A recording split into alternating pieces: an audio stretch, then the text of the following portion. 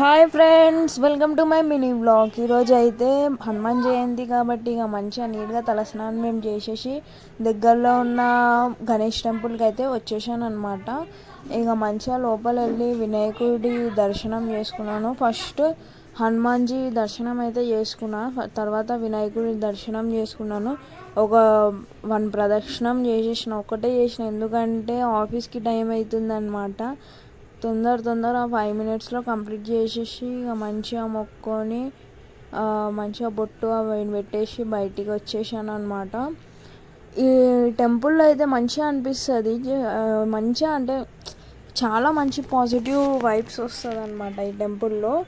ఇక మంచిగా బొట్టు పెట్టేసి బయటికి వచ్చేసి ఆఫీస్కి వెళ్ళిపోయాను అనమాట. ఏంటంటే ఇక సార్ తిడతాడు కదా ఆఫీస్కి లేట్ వస్తే. సో ఇక జస్ట్ అంటే నియర్ బై ఉంది టెంపుల్, ఆఫీస్ రెండు ఒకటే దగ్గర.